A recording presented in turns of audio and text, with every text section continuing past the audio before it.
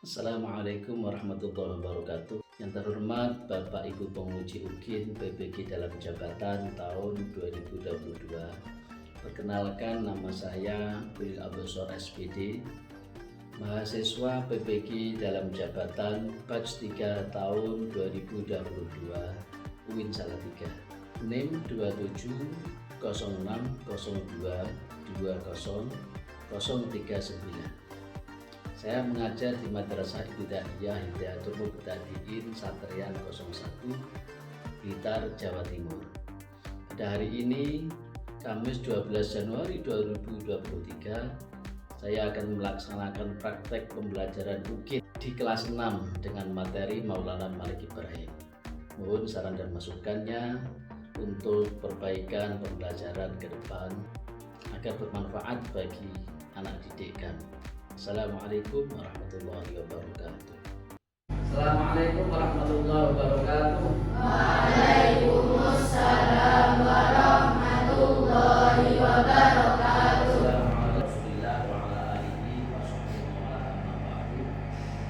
Alhamdulillah, pada hari ini kita masih diberi kesehatan sehingga kita masih bisa untuk melaksanakan kegiatan belajar dan mengajar dalam keadaan sehat walafiat. Sebelum memulai pelajaran, kita berdoa dulu yang akan dipimpin oleh Kafa. Silakan. Untuk siap berdoa. A'udzubillahi minasyaitonirrajim. Bismillahirrahmanirrahim. Raditu billahi rabba wa bil islami dina wa bi Muhammadin nabiyya wa rasula. Rabbi zidni ilman nafi'a warzuqni fahma. Amin ya rabbal alamin. Doa selesai. Selanjutnya kita akan menyanyikan lagu nasional Garuda Pancasila. Silakan berdiri.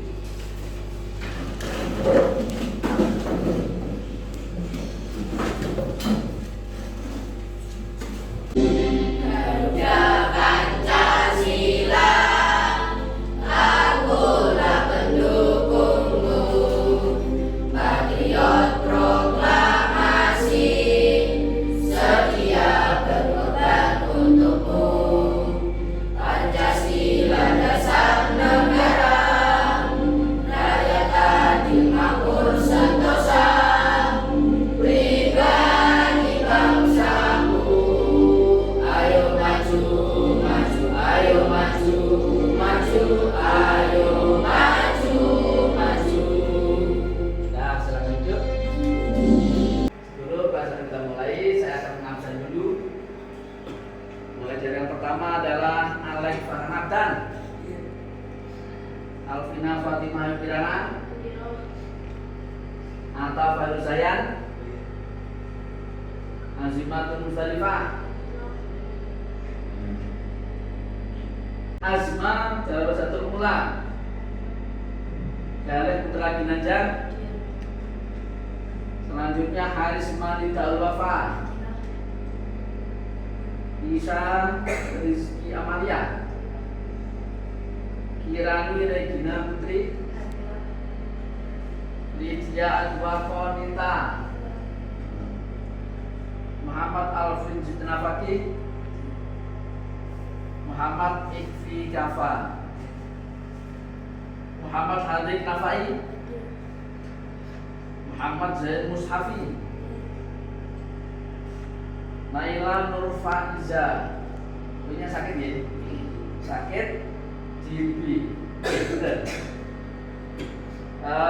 Selanjutnya Rifana Fiusroti, Riza Lubna Lubaba, Siha Attar Muhammad. Ini ada hadir satu, yaitu Faiza karena sakit. Waktu pertama pakai izin apa enggak? Izin sakit pakai. Jelas kesehatan anak sakit. Selanjutnya Bapak akan membacakan kompetensi inti, kemudian kompetensi dasar dan tujuan pembelajaran. Bisa dilihat di sini kita belajar itu ada kompetensi inti atau KI. KI 1 menerima dan menjalankan ajaran agama yang dianutnya. Kalau kita semua adalah beragama Islam. KI 4 menyajikan pengetahuan faktual dalam bahasa yang jelas dan logis, dalam karya yang estetis, dalam gerakan yang mencerminkan anak sehat, dan dalam tindakan yang mencerminkan perilaku anak beriman dan berakhlak mulia. Kemudian kompetensi dasar atau KADI. Kompetensi dasar atau KADI 1.2 menghargai nilai-nilai positif dari peran Sunan Maulana Malik Ibrahim dalam mensyiarkan Islam di Indonesia. Karena kita nanti yang dipelajari adalah tentang Maulana Malik. Tujuan pembelajaran 1. Melalui uswah. Uswah itu apa ya? Uswah itu contoh.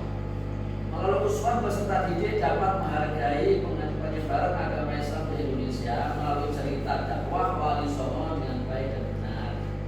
Kemudian 2, melalui uswah peserta didik dapat meneladani perjuangan Sunan Maulana Malik Ibrahim dalam penyebaran agama Islam secara damai di Indonesia dengan benar.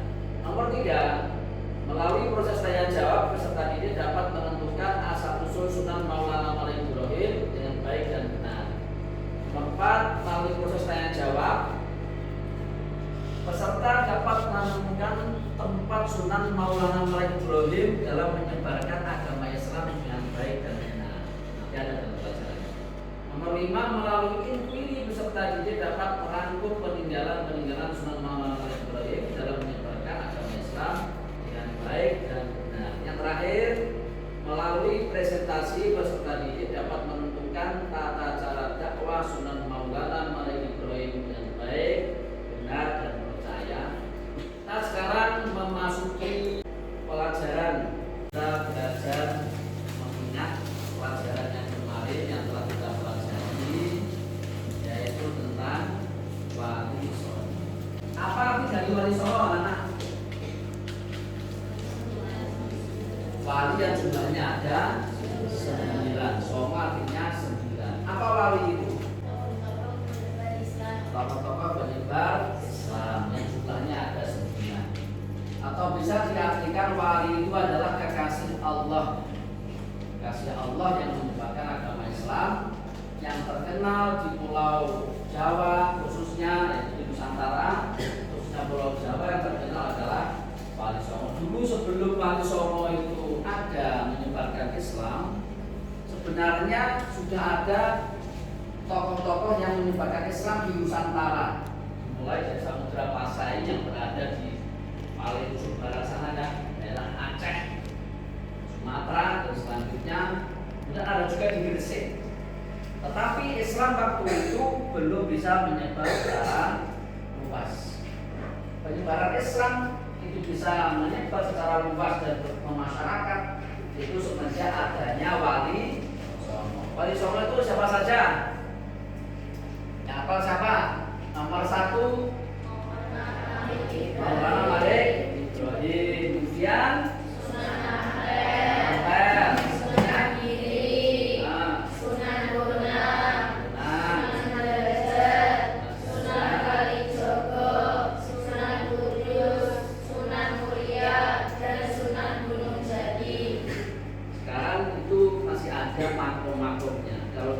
ziarah Wali Songo, tapi nanti kita ziarah kepada tadi yang telah kalian sebutkan.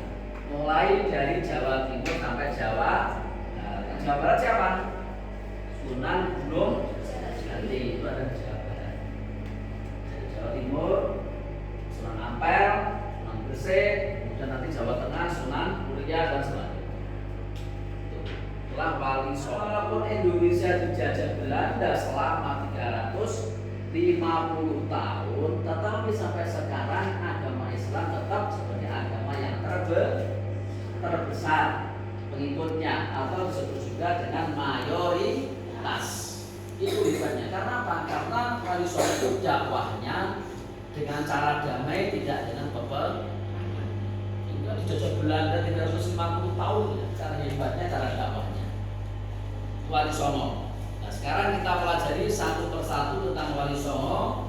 Yang pertama adalah tentang Maulana Malik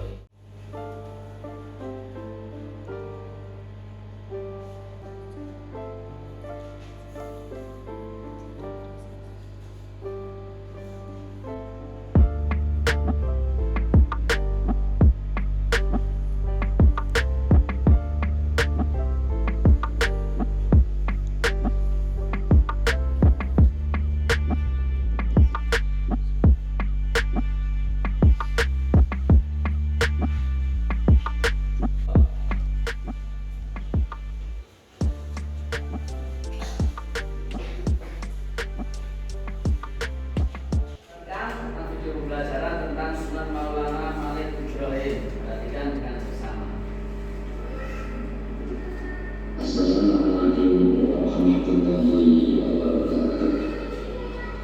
Anak-anakku semua dari saya ini, pada materi ini kita akan membahas tentang Syekh Maulana Al-Ghazali atau yang dikatakan dengan Sunan Ghazali.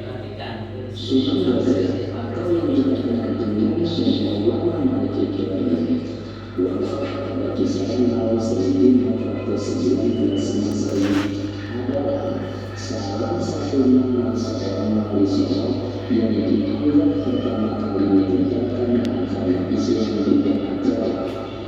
Beliau dimakamkan di desa Pulau Sukoyo, Kota Gresik, Jawa Timur.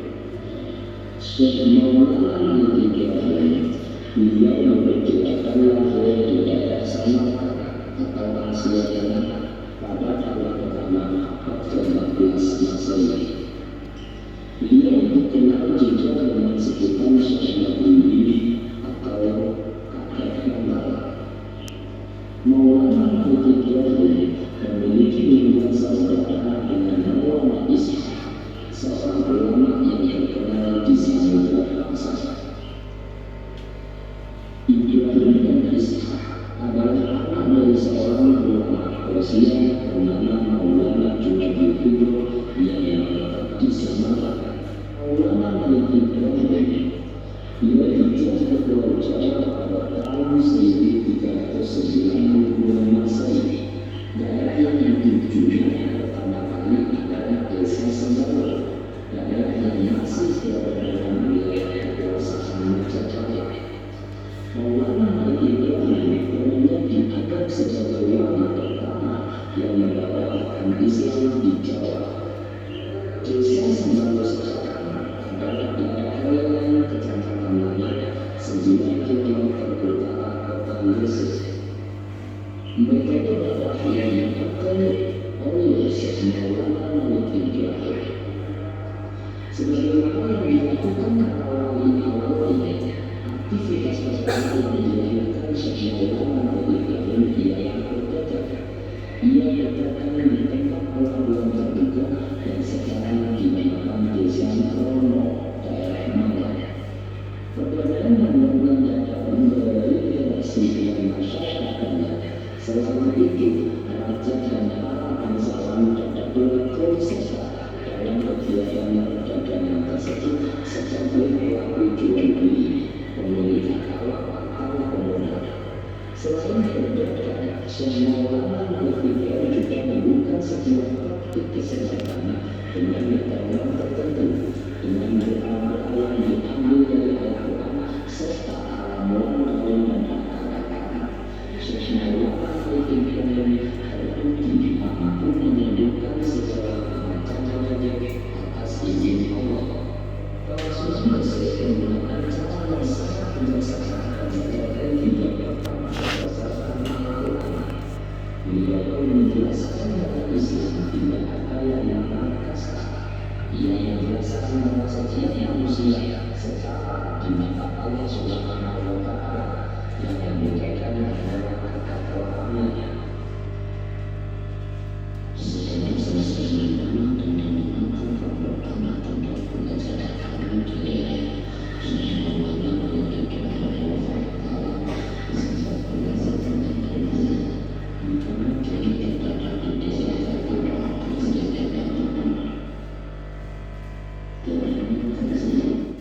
Selesai. Di sini akan saya terangkan secara garis besarnya ya. Secara garis besarnya tentang Sunan Maulana Al-Ghazali. Jadi sebelum beliau datang ke tanah Jawa, terutama di Kerajaan Majapahit, kebanyakan agamanya adalah Hindu dan Buddha.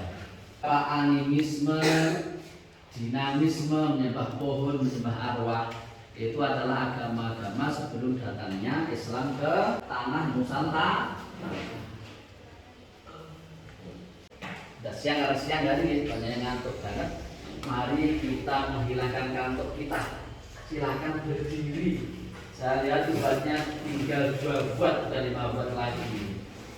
Ya, kita olahraga sebentar menghilangkan kantuk. Siap? Tangan di depan. Di depan begini tadi ya. Nanti kita gerakan begini. 1, 2, 3, 4. Oke. Dan ikuti saya. 1, 2, 3, 4, 5, 6, 7, 8. Jadi berdiri. 1, 2, 3, 4, 5, 6, 7, 8. Masih ngantuk? Nah ini sudah kelihatan agak cerah nih. Tangan di atas dan di bawah.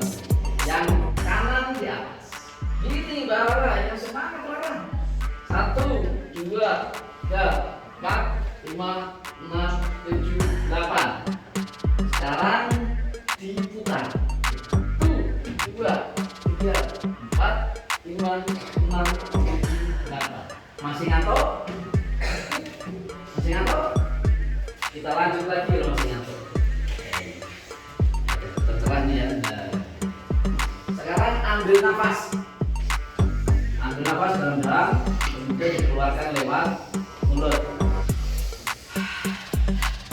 3 kali. Ambil nafas.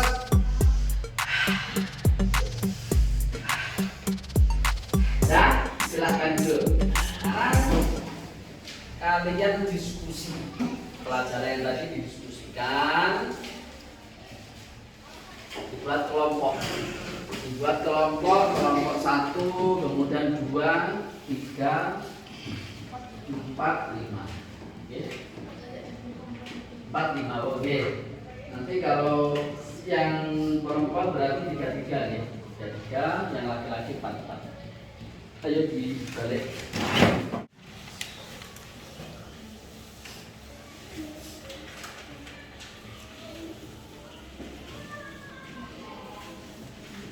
Nanti jadi kesimpulan dan dipresentasikan. Ya.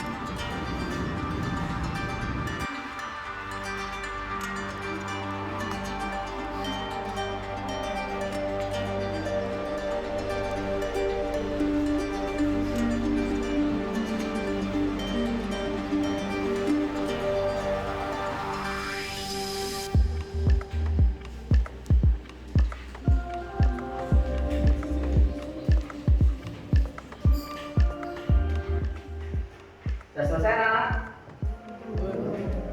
Itu kelompoknya Rifana, Nadia.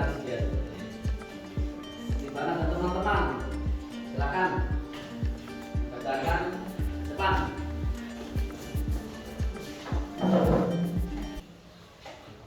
Silakan dibacakan kesimpulannya, dipresentasikan. Kesimpulan kelompok 4.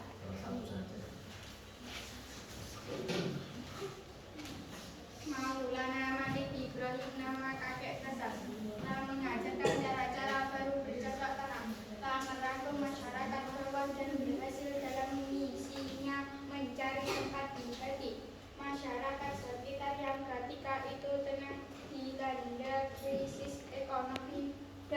keadaan sangat berat. Selain itu, ia juga sering mengobati masyarakat sekitar tanpa biaya sebagai tabib. Tanggal 2 ia pernah diundang untuk mengobati ibu raja yang berasal dari Jawa. Sisanya tanpa maksudi tersebut masih kalah kepikiran. Ya, mungkin ada pertanyaan. Kakek bental. Itu loh kesimpulan dari Bapak 4. Dengarkan, ada pertanyaan pada kenapa dinamakan kakek bental? Selalu bawa bantal, itu apa tidur? Bawa bantal itu apa? Ketika mengaji, nggak diduduki, tidak boleh itu. Ketika mengaji itu membawa bantal, kitabnya ditaruh di atas bantal, bukan untuk tidur, tapi untuk ngaji, maka dinamakan kakek bantal. Tapi saya mengatakan karena beliau selalu menjadi sandaran masyarakat. Silakan duduk. Sekarang kelompok itu kelompok 4, kelompok 5. Ya. Diwakili salah satu dari Pak. Ya, kan.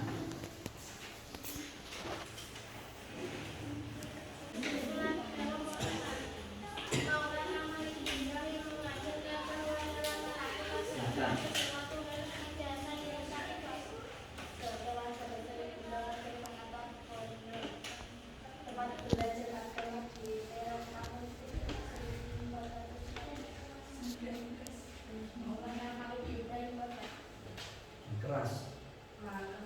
Terdapat di desa Gabungan, Hutan Gresik, Jawa Timur. Saat ini jalan yang menuju ke makam tersebut diberi nama Jalan Malik Ibrahim.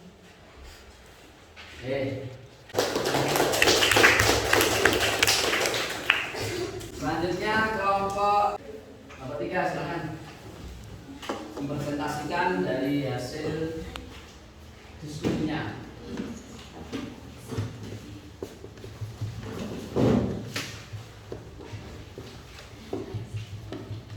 Kesimpulan kelompok 3, Maulana Malik Ibrahim bermukim di Jawa atau negeri Jerman atau Jerman selama 13 tahun. Dia menikahi putri raja yang memberinya 2 putra, yaitu Raden Rahmat atau Sunan Ampel dan Sayyid Ali Murtada atau Raden Sandi. Setelah di negeri itu, ia hijrah ke Pulau Jawa dan meninggalkan keluarganya. Setelah dewasa kedua anaknya mengikuti jejaknya menyebarkan agama Islam di Pulau Jawa. Untuk selanjutnya saya akan memberikan pertanyaan yang berasal dari pelajaran tadi, coba dijawab. Oke. Dan Maulana Malik Ibrahim itu adalah wali yang dianggap paling pertama kali di antara wali songo yang menyebarkan Islam di Indonesia, khususnya di Jawa Timur. Kelompok 2, apa peran penting Maulana Malik Ibrahim dalam menyebarkan Islam di Indonesia? Silakan salah satu atau bareng-bareng.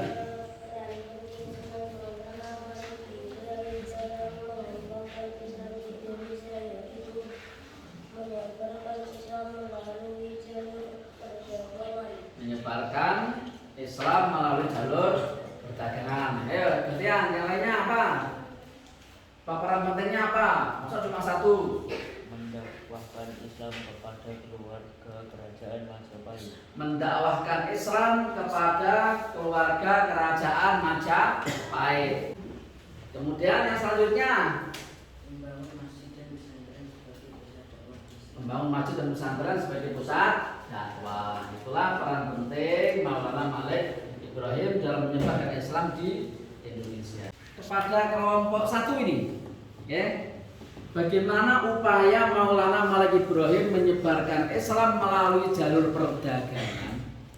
Maulana Malik Ibrahim memulai aktivitas dakwahnya dengan berdagang di tempat terbuka yang berlokasi di Desa Rumah, dekat Pulau Dua. Ia menyediakan kebutuhan Yang kerasa biar dengar temannya. pokok dengan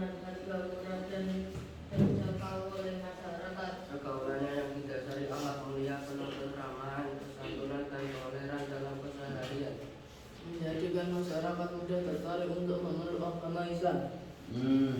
Itu upaya menyebarkan Islam melalui perdagangan. Dagangnya itu dengan memberi harga yang murah. Maka waktu itu kan keadaan ekonomi masyarakat sedang dilanda krisis. Kalian ngerti apa krisis itu kan? Krisis ekonomi berarti ekonomi dalam keadaan sulit. Barang-barangnya itu harganya mahal, tidak terjangkau. Nah, Maulana Ibrahim itu berdagang tapi diberi dengan harga yang murah, sehingga orang-orang senang. Dan juga beliau wajahnya itu adalah ramah. Jadi harganya murah, kemudian beliau ramah. Karena itulah masyarakat tertarik, kemudian beliau berdakwah, mendirikan masjid dan pesantren, banyak yang masuk Kita telah selesai berdiskusi, juga pertanyaan-pertanyaan yang tak terjawab. Sekarang kembalikan tempat duduknya seperti semula. Ringkas bahwa Maulana Malik Ibrahim itu berasal dari Kasan atau Persia. Persia itu kalau sekarang ada daerah Iran dan Irak. Iran dan Irak itu Persia. Dia mengatakan beliau berasal dari Persia. Jauh. Kalau sekarang bisa naik pesawat, misal ke Arab Saudi sekarang 11 jam. Iran itu seperti itu, enggak begitu jauh. Kalau zaman dulu belum ada pesawat, di sini naik apa? Kapal laut berapa bulan. Kemudian nomor 2 apa aja? Islam dilakukan melalui jalur perdagangan dimulai dari masyarakat pesisir pantai utara dan menjalin hubungan dengan Majapahit. Nah itu dengan perdagangan kemudian menjalin hubungan dengan kerajaan Majapahit karena waktu yang berkuasa waktu itu adalah kerajaan Majapahit. Selanjutnya Maulana Malik Ibrahim diangkat sebagai sahabat dan dijadikan sebagai nasihat kerajaan dakwah Majapahit. beliau di samping melalui perdagangan, beliau juga mendekati para pejabat, para bangsawan untuk berdakwah, sehingga beliau akhirnya diangkat sebagai penasehat. Kalau sudah masuk ke wilayah kekuasaan, dakwahnya bisa lebih kuat, bisa lebih menyebarnya. Sayang, ramah, damai, dan toleran. Toleran tapi gimana? Toleran itu menghargai orang lain. Jadi tidak dengan cara yang keras, tidak. Beliau berdagang juga memakai harga yang murah, kemudian beliau juga bisa mengobati penyakit, dan tabib juga dengan gratis ya tarif biaya, sehingga masyarakat senang berbondong-bondong masuk Islam. Dalam konteks sekarang kalian juga bisa berdakwah, mencontoh dari Maulana Malik Ibrahim. Kalau semisal kalian punya media sosial, apa saja media sosial itu kan kebanyakan, mulai dari Facebook, Instagram, IG, kemudian TikTok semisal, apalagi sekarang yang tren itu banyak kan, apalagi itu yang seperti itu loh, itu diisi yang baik, jangan diisi joget-joget toh. Instagram juga begitu, Instagram bisa bermopi di mopi. Apa itu? Ya nyindir, diisi ketika ngaji semisal ya. Karena ngaji kegiatan begini di foto kemudian diupload, kemudian meniru kalian, meniru kebaikan. Sampai ngaji, kemudian ada anak seneng, saya ingin seperti itu, terus mempeng, akhirnya dia juga mempeng belajar Quran, dapat pahala. Dan tidak di IG cuma foto gambarin es teh Indonesia, foto thread. Nah, konconya pengen malah kurang barokah gitu. Kemudian di TikTok, ini material TikTok bisa diisi semisal sampai ngaji. Sampai ngaji kemudian diposting, ditiru orang lain dapat pahala. Cuma juga. Ini. Juga Facebook juga begitu. Itu bisa sebagai sarana umpama para wali itu hidup zaman sekarang, mungkin beliau juga punya Facebook, punya IG, punya TikTok juga, tapi untuk berdakwah. Wah, itu. Kalau mau setengah silat masih lumayan lah, misal apa asma mau silat, olahraga supaya sehat walafiat, mensana ikor, warisano itu tidak masalah. Tapi kalau cuma juga tak. Jadi gunakan media sosial untuk berdakwah itu betul cuma berdakwah tolak anak. Dan cuma pidato, semisal itu loh. Misal galih baca Quran, foto Quran gitu. Aku pengen ngomong kayak galih baca Quran. Menirukan deh. Nanti kalau ada orang menirukan sampai dapat pahala, ditambah pahalanya orang yang menirukan kebaikan. Tapi sebaliknya kalau dalam hal kejelekan, sahabat wis kelas 6 semisal, sapodo rani pakai juga isi kawasan singlet, misal kalau dari telurnya cekak, joget-joget di video, kemudian ada yang menirukan, kita kok itu Mbak Rani seleksi semisal, wajah kopi, joget di TikTok, Mbak Rani dapat dosa, ditambah dosanya orang yang meniru. Ada loh dalilnya mansanna sunnatan hasanatan falahu ajruha wa ajru man amila. Jadi hadisnya itu. Jadi orang berbuat baik kemudian ditirukan orang lain sama dapat pahala, juga dapat pahala dari orang yang menirukan. Sebaliknya kalau jelek juga begitu. Oke? Gunakan media sosial sesuai dengan yang diajarkan para wali untuk berdakwah. Alhamdulillah pelajaran hari ini telah selesai. Nanti untuk minggu depan yang kita pelajari adalah tentang Sunan Ampel. Dipelajari di rumah. Dan juga kalian ada tugas PR. PR-nya nanti dikerjakan di rumah, namanya pekerjaan rumah. Boleh kalian minta bantuan ibunya, bapaknya, kemudian kakaknya. Tetapi tidak boleh ditulis. Nah, minta bantuan boleh. Ini gimana caranya? Jawabannya apa? Tapi nulis sendiri. Ya. Halaman untuk PR-nya itu mulai halaman 12 ya, latihan sampai halaman 15 di rumah dikerjakan. Nah, untuk doa penutup akan dipimpin oleh Alvin. Silahkan. Alhamdulillahirabbil alamin.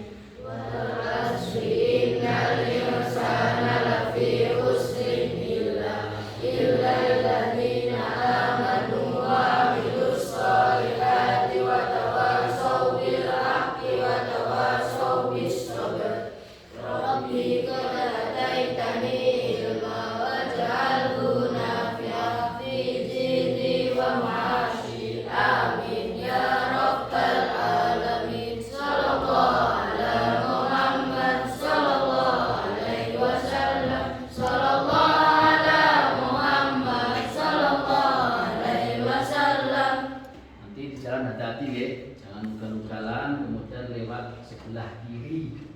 Kalau di perempatan lihat tengok kanan kiri. Oke, jangan boncengan lebih dari 2 orang dalam bersepeda. Kurang lebihnya mohon maaf. Assalamualaikum warahmatullahi wabarakatuh.